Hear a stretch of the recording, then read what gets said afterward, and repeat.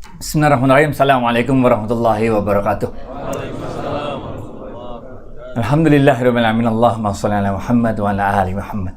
Kita singkat-singkat aja nih ya, 20 menit, oke? Dan untuk menggembirakan mereka yang telah hadir dalam majelis ilmu ini dan bersabar untuk menunggu, nanti kita akan banyak kasih hadiah, oke? Akan banyak kuis. Yang bisa menjawab kuis dengan tepat, angkat tangannya, dan apabila jawabannya benar akan mendapat hadiah 50.000 rupiah. Oke, topik kita hari ini adalah mengenai riba. Riba itu ada banyak jenisnya, benar nggak? Bukan banyak jenisnya. Riba itu ada 3 jenisnya. Oke, kita mulai dengan riba yang paling lazim dulu. Oke, pertanyaan pertama, kuis pertama. Kalau kita sebagai borrower, sebagai lender, orang yang punya duit, dia mau minjemin duit, oke?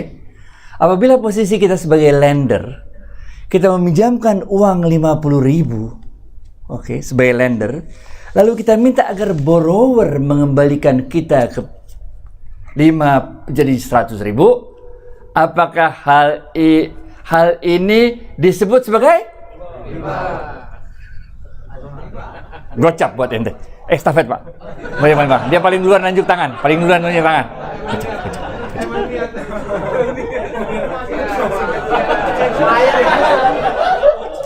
Ini riba jenis pertama.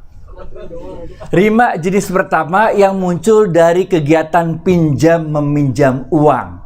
Oke? Karena rumusnya kullu qardin jaro naf'an, kullu qardin jaro manfa, fahuwa riba. Ini jenis yang pertama. Oke? Jadi rumusnya, kalau ente minjemin duit 50.000, 3 hal haram hukumnya. Oke? Ini masih bab 1 ya. Riba jenis pertama, bab 1. Kalau ente posisinya lender, lalu ente minjemin duit, maka 3 hal haram dilakukan. Hal haram pertama yang kita lakukan adalah kalau kita minjem duit 50.000, kita minta sama dia, entar lu balikinnya cepet. Haram. Ini haram yang pertama nih. Minjemin duit nggak boleh minta lebih. Haram yang kedua adalah ente minjemin duit 50.000, ente nggak minta. Ente ikhlas orangnya, bener ya? Lillahi ta'ala, bener ya? Tapi si borrowernya ngomong. Borrowernya bilang nanti, terima kasih banyak Pak Adi, syukur alhamdulillah, nanti saya akan balikin 100.000. Ngerti gak? Kita nggak minta, kita lillahi ta'ala, kita bilang, bener gak? Tapi si borrowernya bilang, alhamdulillah wa syukrillah, insya Allah nanti saya akan balikin 100.000. Ini juga haram. Ngerti gak? Yang pertama ente minta, haram. Yang kedua ente kagak minta, lillahi ta'ala. Tapi si borrower bilang, alhamdulillah wa syukurillah, nanti saya balikin 100. Haram, men. Ngerti gak? Haram yang ketiga, ente pinjemin 50.000, ente kayak ngomong.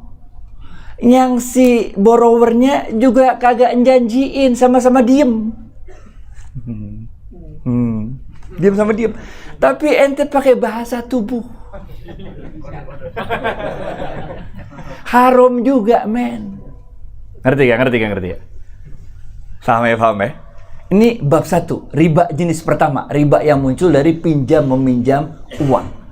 Sebagai lender, ada 3 hal haram yang bisa menjadikan itu riba. Yang pertama, ente minta dibayar lebih. Yang kedua, ente kagak minta, tapi borrower janjiin bayar lebih. Haram juga.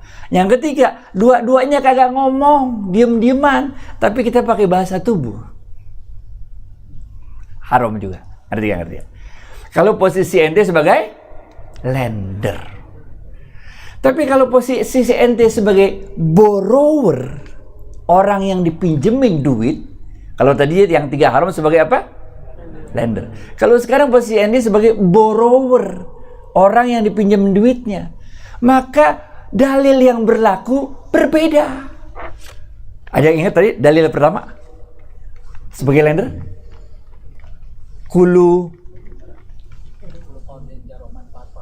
Gocap. Estafet. Gocap.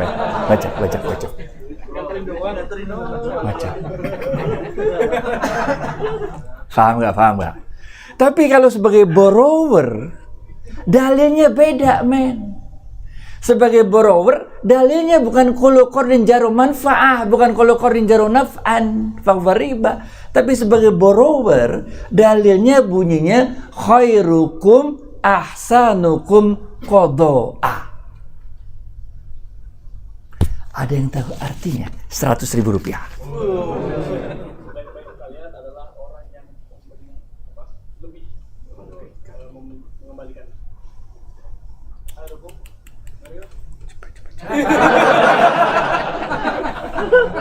Taugi gawat juga XL nih. Tahu gitu kita main gocap aja dah. Gocap aja dah. Nggak usah dibilang-bilang kalau infak.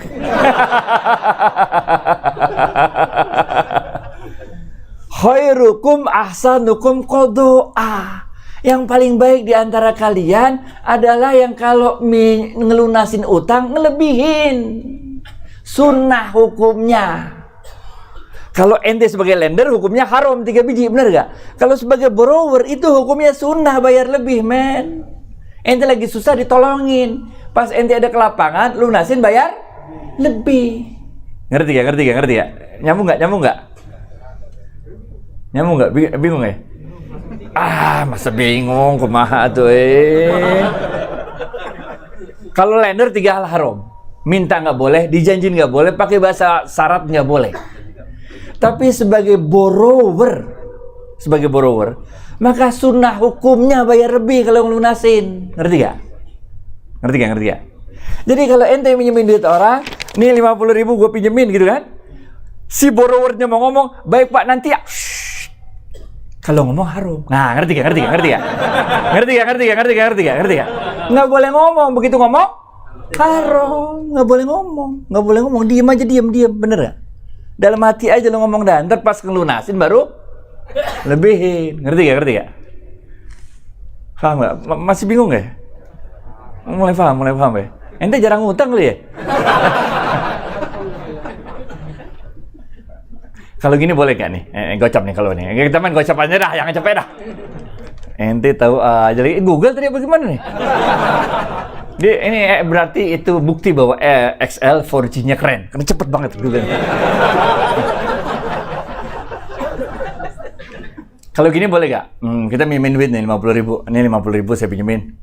Ingat-ingat sunnahnya ya. Gocap. Gocap tuh yang belah gocap tuh.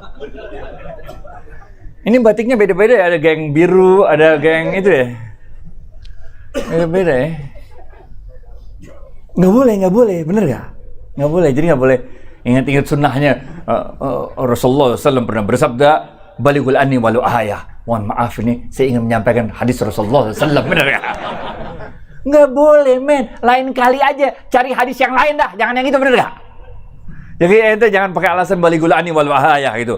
Ini Rasulullah SAW kita harus dakwah. Maka Rasulullah SAW ingin mengingatkan sebuah hadis sahih Bukhari Muslim, khairukum ahsanukum qada'a.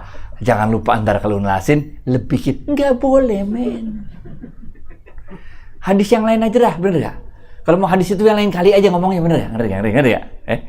Ini jenis riba yang pertama. Riba yang muncul akibat pinjam meminjam uang. Lazim kita temui di mana-mana tempat. Ini hukumnya haram karena dia riba. Wa halallahu al-bai'a wa harramar riba. Di dalam bahasa Arab itu ada mirip-miripnya. Kalau ente kasih uang, minta lebih uang, namanya riba, bener gak? Tapi kalau ente uang, jadi kalau money transform into more money, namanya riba. Kalau uang menjadi uang yang lebih banyak, namanya riba. Ngasih uang, minta bayar yang lebih banyak, namanya riba. Oke? Tapi kalau uang, dirubah menjadi barang dan jasa. Ngerti gak lo? 50.000 ini lu beliin apa kayak gitu? Beliin apa coba 50.000 dapat apa? Pop mie, bener gak? Beli pop mie. Berapa yang harganya 50.000? Apa yang harganya 50.000? Coba.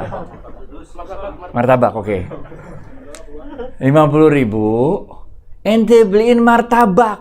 No, di sana bawaan no, martabak apa namanya? Bang apa nama martabak sono. Beliin martabak. Abis itu martabaknya ente jual lagi. Belinya 50.000, jual martabaknya 100.000. Boleh apa kagak? Boleh. Di dalam bahasa Arabnya ini namanya ribah, bukan riba. Ribahi, ribahu. Ngerti gak? Udah nyambung belum nataknya? Belum ya? Agak susah. Salah panitia, kenapa ente minta topik yang susah? Ini topik yang susah ini soalnya. Ngerti gak? Duit 50.000. Langsung minta duit lebih banyak. Haram, namanya riba. Duit 50.000, ente transform ini duit menjadi barang atau jasa. Misalnya ente beliin martabak 50.000. 50.000 martabak, kemudian ente jual, harganya 100.000. Money transform into goods and services. Goods and services transform into more money. Halal apa haram? Halal. Namanya apa? Ribahu. Ngerti gak? Bahasa Indonya untung, bahasa Indonesianya untung. Ngerti gak? Makanya Allah mengatakan wa halallahu al-bai', Allah telah menghalalkan jual beli. Bahasa Arabnya jadi ribah, untung jual beli itu keuntungan yang muncul dari jual beli namanya ribahu, untung.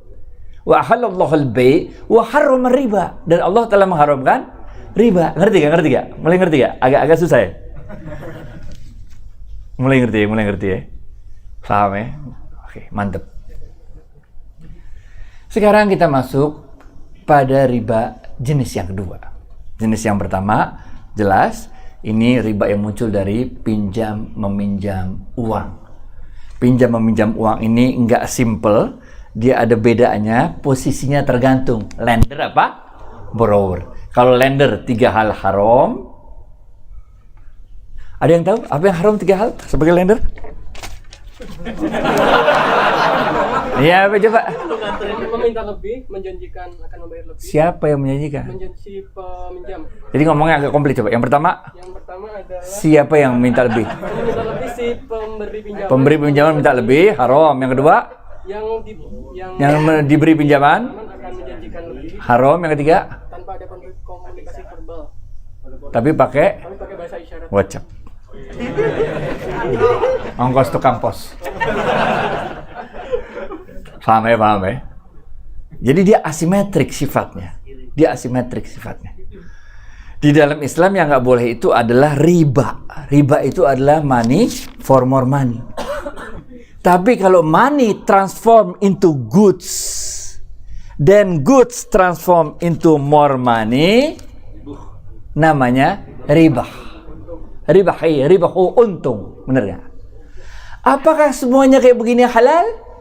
Halal, selama yang ininya halal. Ngerti gak?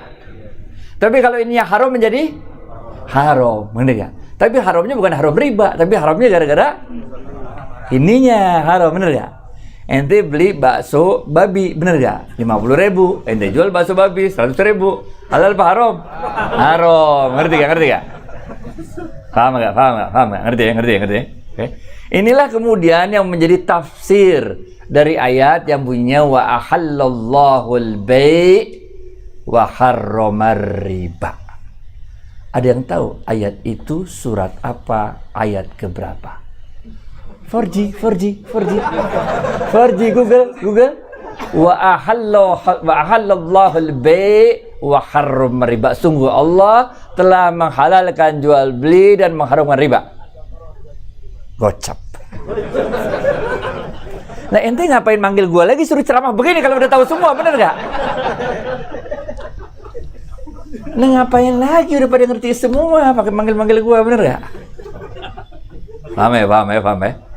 Bab 2, bab 1 selesai. Bab 2. Riba jenis kedua yang tidak muncul akibat pertukaran yang bukan muncul karena pinjam meminjam, tapi muncul akibat pertukaran barang sejenis. Ada yang punya duit 100 ribuan merah gak? Biar kasih contoh doang. Kasih contoh doang. Ada gak? Ada. Nah, dalam Islam, kalau kita tukar duit 50 ribu sama 100. Bener gak? Nggak boleh nuker duit 100 ribu sama 150 ribu. Ngerti gak? Ketika terjadi pertukaran 100 ribu dengan 150 ribu, ini juga namanya riba. Ngerti gak? Mulai nyambung gak? Ntar dulu, ini duit yang berlaku.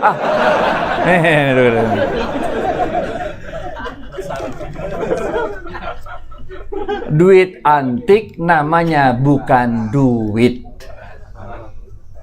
Duit itu adalah alat bayar yang berlaku resmi di sebuah negeri. Itu namanya duit, nukut. Kalau uangnya udah nggak laku, maka dia berubah. Bukan lagi menjadi uang, tapi dia menjadi sil'ah namanya, barang. Ngerti gak? Begitu juga nanti nih, tapi ntar lain kali ya, bener gak? Ntar lain kali, footnote aja ya, lain kali. Begitu juga dengan emas. Emas zaman Rasulullah SAW itu menjadi alat bayar. Menjadi uang dulu, uang. Emas itu adalah dulu nukut, menjadi alat bayar. Nah, kalau sekarang emas itu bukan lagi menjadi alat bayar.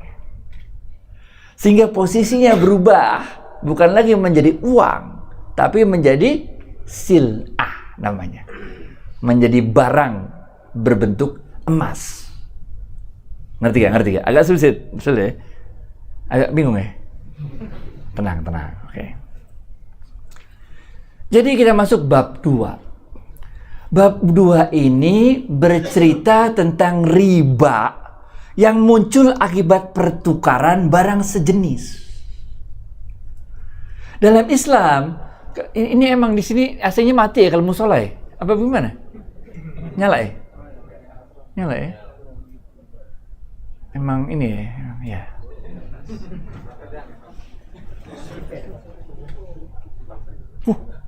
Udah nggak usah, udah keren.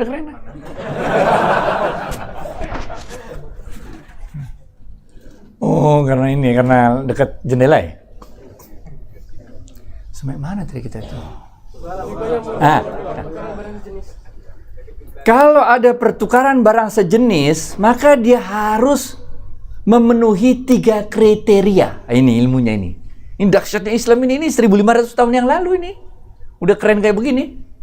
Kalau ada pertukaran barang yang sejenis, yang secara kasat mata tidak bisa dibedakan, maka dia harus memenuhi 3 kriteria. Apa itu 3 kriteria? Yang pertama, sawaan bisawain. Artinya the same quantity. Yang kedua, mislan bimislin. Artinya the same quality. Ibu saya yang nelfon. Maaf ya, bentar ya. Assalamualaikum. Nak, ayah lagi di acara nih ya. Nanti jam 1 ayah telepon ya, nak. Hai sayang.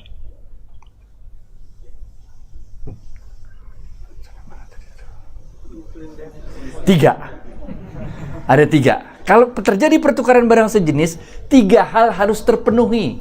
Yang pertama, sawaan bisawain. Artinya harus the same quantity. Yang kedua, mislan bimislin. Semisal. Kalau bahasa Indonesia itu semisal. Mislan, semisal. The same quality. Dan yang ketiga, yadan biyadin. Cash and carry. Tunai. Ngerti gak? Waktu itu ada seorang sahabat. Beliau itu menukarkan 1 sak gandum yang kualitas baik dengan 2 sak gandum yang kualitas buruk. Ketika Rasulullah SAW dilaporkan hal tersebut, maka Rasulullah SAW mengatakan, "La, jangan. Juallah gandummu yang kualitas baik itu. Dapatkan uang dan belilah gandum dengan kualitas buruk itu dengan uangmu." Ngerti gak? Nyambung gak? Agak bingung ya? Enggak, masih oke. Kenapa kira-kira? Karena gandum yang kualitas baik itu punya, nih maaf ya kalau agak susah dikit, mohon maaf dah ya, panitianya nih cari topik yang susah-susah. Karena gandum yang kualitas baik itu punya supply and demand-nya sendiri. Ngerti gak? Ada yang tahu supply and demand?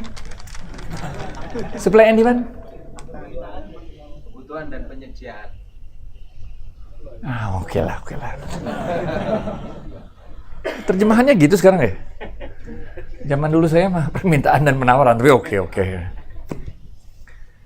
Gandum kualitas yang baik itu punya supply and demand-nya sendiri, sehingga dia punya equilibrium price-nya sendiri. Ngerti gak lo? Sedangkan gandum kualitas buruk itu juga punya supply and demand-nya sendiri, sehingga dia punya equilibrium price-nya sendiri. Mobil Mercedes itu, yang beli itu ada orang tertentu, yang jualnya orang tertentu, sehingga harganya segitu. Ngerti gak? Mobil Agya itu ada permintaannya tertentu, yang beli orangnya jenis tertentu, yang jual tertentu, sehingga harganya segitu. Ngerti gak? Sehingga ente nggak bisa main tuker aja gitu, gandum begitu nggak bisa. Karena secara kasat mata itu sulit dibedakan. Ngerti gak?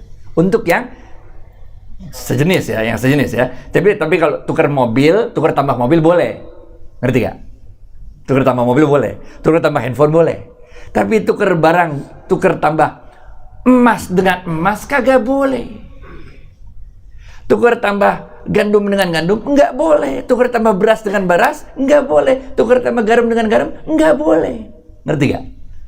Karena dia barangnya barang sejenis. Ada 6 jenis barang yang Rasulullah SAW sebutkan. Yang pertama, zahaba bi zahabi, emas dengan emas, perak dengan perak, gandum dengan gandum, tepung dengan tepung, garam dengan garam. Satu lagi apa aneh lupa? Ada yang tahu jawabannya? Google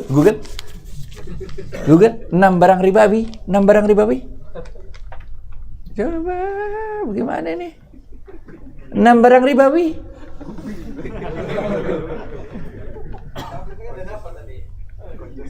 Yang udah dapat duit nggak boleh ngomong. Kalau ente tahu, ente bisikin sebelah bagi hasil. Apa? Kurma dengan kurma, gocap. Ente XL apa Telkomsel tuh? Ngerti gak? Ini bukan terbatas 6 barang ini aja menurut para ahli fikih, tapi Rasulullah SAW sebetulnya memberikan 6 contoh barang yang sejenis, yang secara kasat mata kita susah bedainnya. Tapi kalau mobil Mercedes tukar tambah sama mobil Agya nggak susah bedainnya, bener gak? Ngerti gak? Atau Mercedes tahun 80 dengan Mercedes tahun 92 nggak susah bedainnya, bener gak? Tapi untuk barang-barang yang secara kasat mata kita susah bedainnya, maka berlakulah hukum ini, yaitu 3 hal harus terpenuhi. Yang pertama adalah the same quantity, sawaan bisawain.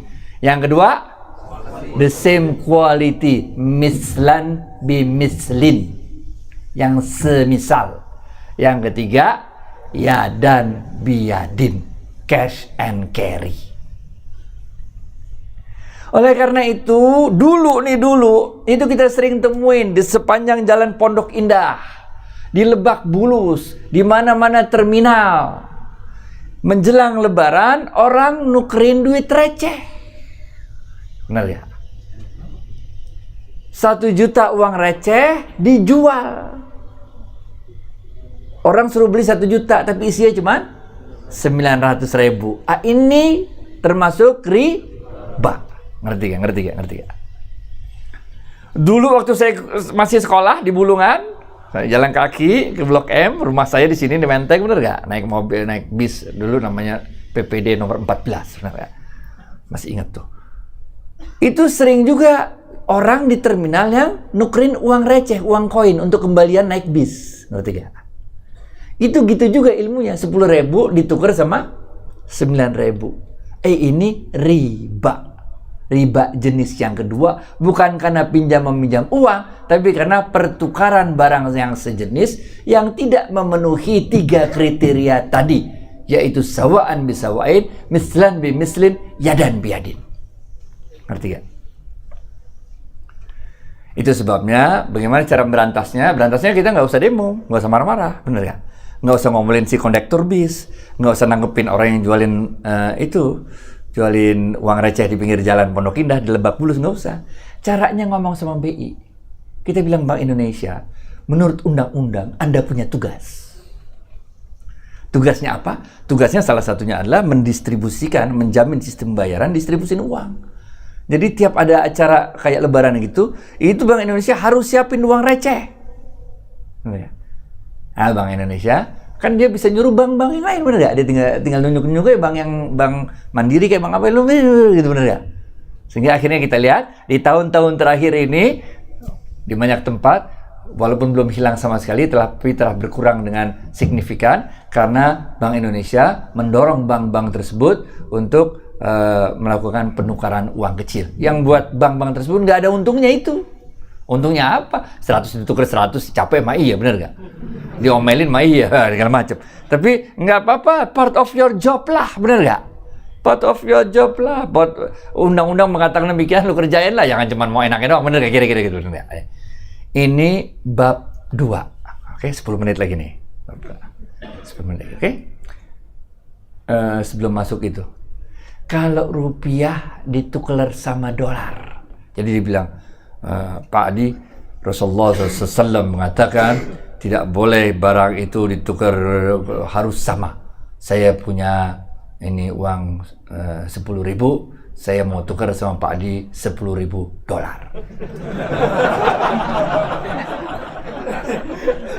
Kita harus ittiba Rasul. Rasul ini dalilnya jelas. Tidak boleh pertukaran yang berbeda. Maka kita tukar $10.000 dengan $10.000. Bener apa enggak? Ini mau enggak? Mau enggak?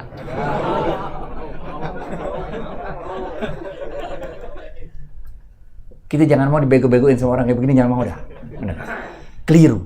Karena dolar dan rupiah tidak memiliki kualitas yang sama. Ngerti gak? Kan tadi syaratnya adalah sawaan bisawain, mislan bimislin, yadan biyadin. Lah kalau dolar itu ke rupiah, dolar itu kualitasnya tidak sama dengan rupiah. Dari mana cara ngukurnya? Daya belinya. $1 daya belinya tidak sama dengan daya beli Rp1. Oleh karena itu hilanglah salah satunya. Benar gak? Karena hilanglah salah satunya, kualitinya not the same, maka kuantitinya juga tidak harus the same. Ngerti gak? Masih nyambung gak? Kualitasnya nggak sama dolar sama rupiah. Karena kualitas nggak sama, maka kuantitas tidak perlu sama. Yang harus sama apa? Cash and carry-nya. Ngerti gak? Udah nyambung belum? Emang susah. Ini kalau di Win mah 1 semester di pelajarannya, bener ya? Ini kita pack menjadi 20 menit, bener ya? Preview.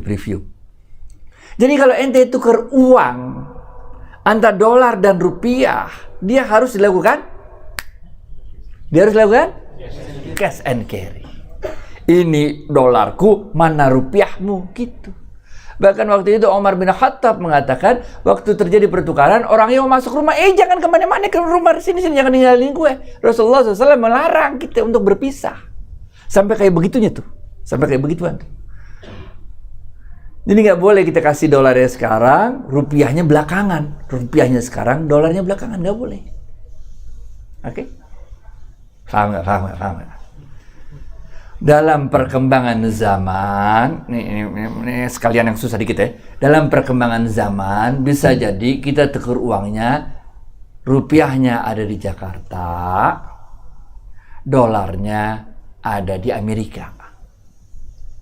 Sehingga sulit bagi kita untuk melakukan begitu saja. Yang dalam ilmu perbankan disebut namanya spot transaction. Susah ya? Nggak ada yang pernah kerja di bank ya? Nggak pernah ngirim duit ya? Spot transaction artinya transaksi pertukaran dolar dan rupiahnya dilakukan saat itu juga. Jadi terpenuhilah ilmu cash and carry-nya. Tapi secara teknis settlement-nya itu makan waktu 2 hari. Itu yang namanya spot transaction. Fatwa dari Dewan Syariah Nasional MUI mengatakan transaksi spot halal. Ngerti gak? Karena it's just a technical proses, benar gak? Tapi harganya apa segala udah selesai saat itu. Cuman delivery-nya makan waktu 2 hari. Ini namanya spot transaction. Fatwa Dewan Syariah Nasional MUI mengatakan spot transaction halal. Paham ya? Tapi kalau kebalikannya bagaimana? Saya kasih dulu dolar saya kasih dulu rupiah saya 10 juta, dolarnya baru datang sebulan yang akan datang. Halal apa haram? Haram. Kenapa haram? Penjelasan dalilnya karena tidak cash and carry, karena enggak yadan biadin. Penjelasan ekonominya? Dalam rentang waktu itu kan bisa berubah kursnya, benar gak? Kan bisa berubah, kita ini kursnya segini, bagaimana, bener gak? Padahal di sini ada supply and demand-nya sendiri, sehingga terciptalah kurs. Di sini ada supply and demand-nya sendiri, sehingga terciptalah kurs, bener gak? Nah itu nggak bisa di cross begitu, kan nggak bisa, ngerti gak? Kalau orang mah kawin sama orang, gitu bener gak? Jangan orang kawin sama binatang, nggak boleh. Nggak boleh, ini kebebasan hak asasi manusia, kita boleh saja menikah sesama jenis, benar gak? Apa sih nggak boleh kita membeda-bedakan manusia, laki perempuan sama saja, benar gak? Jadi laki boleh kawin sama laki, perempuan boleh perempuan sama perempuan.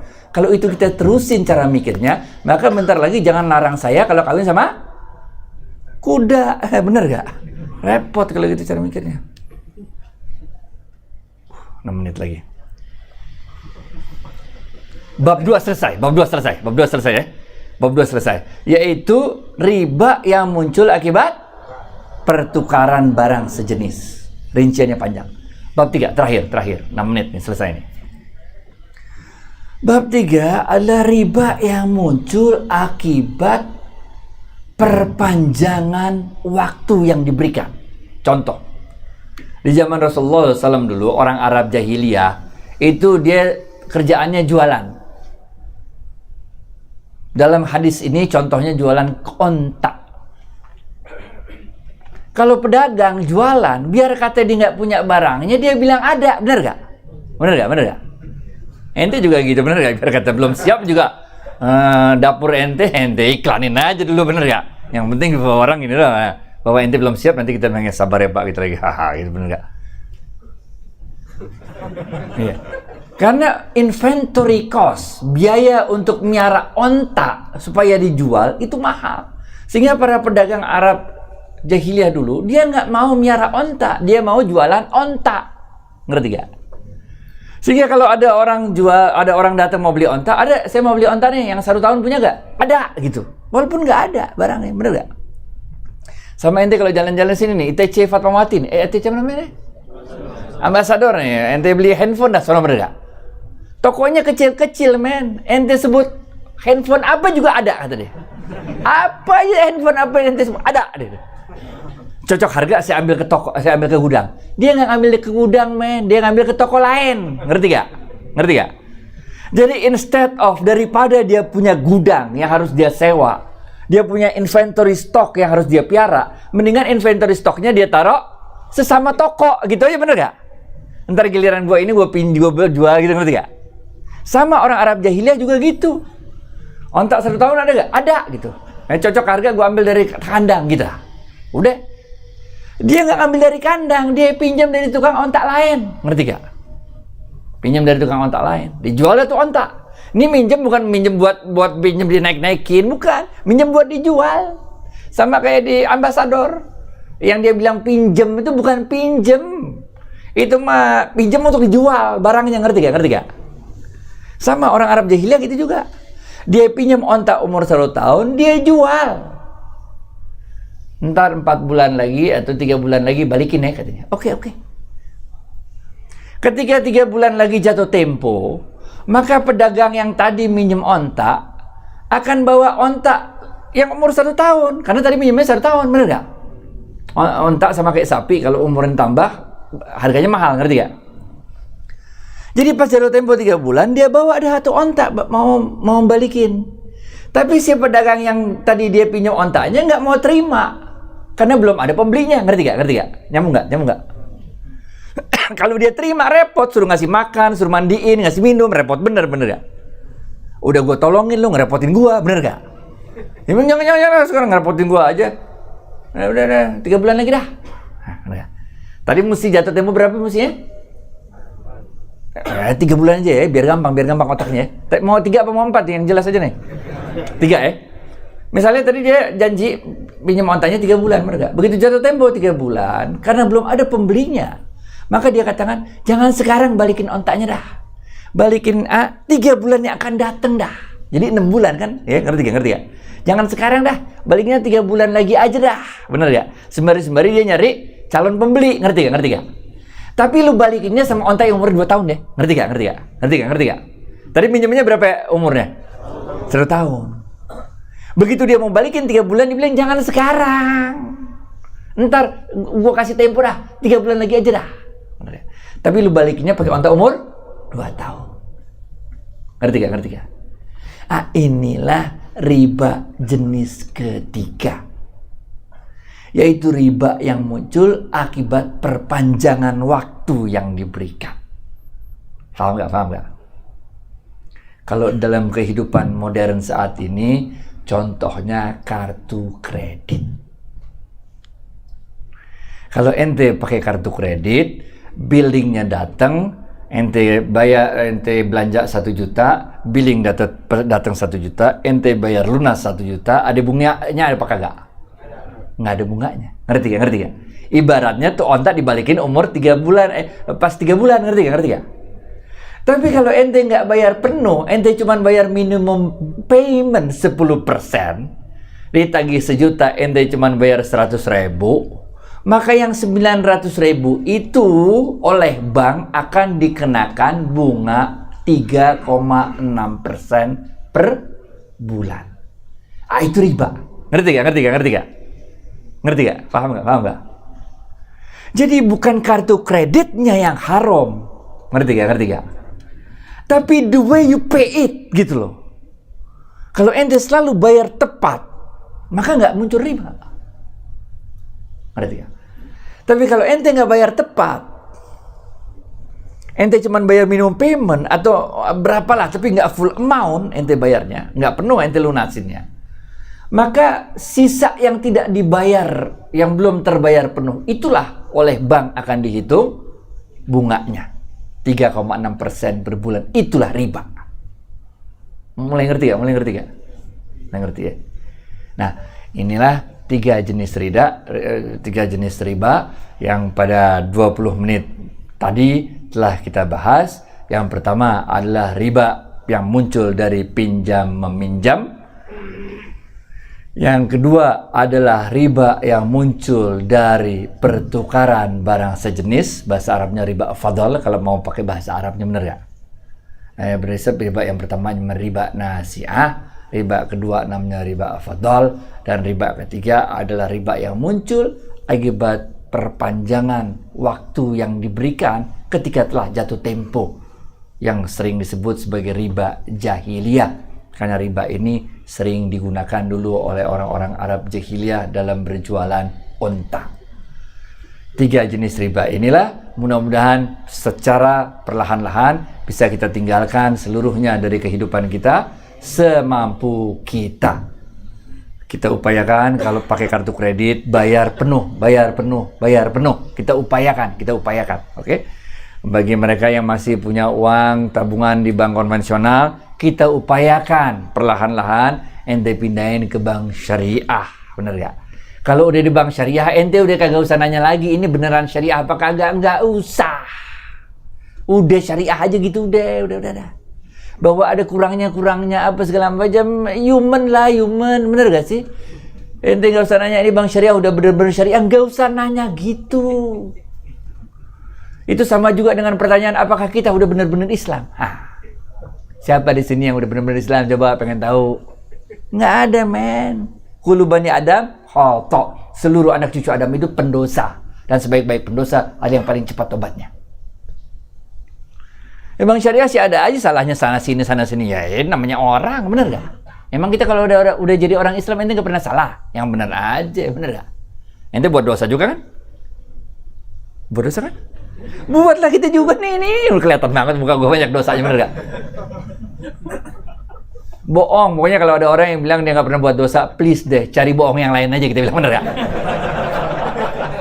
Yang lain aja cari bohong. Nabi Adam alaihissalam, men, tinggal di sorga, men. Allah bilang, Dam, terserah lu mau ngapain di sini, sorga, bener gak? Dam, terserah, Dam. Ngapain? Tapi jangan lu deketin di pohon, kata Allah gitu kan? Dideketin gak sama Nabi Adam tuh pohon? Deketin, itu yang udah tinggal di sorga, men. Ente lagi yang masih rocker gini ya. Mohon maaf lahir batin, billahi taufiq wal hidayah. Assalamualaikum warahmatullahi wabarakatuh. Atas paparannya sudah pukul 1 siang, mari kita tutup kajian pada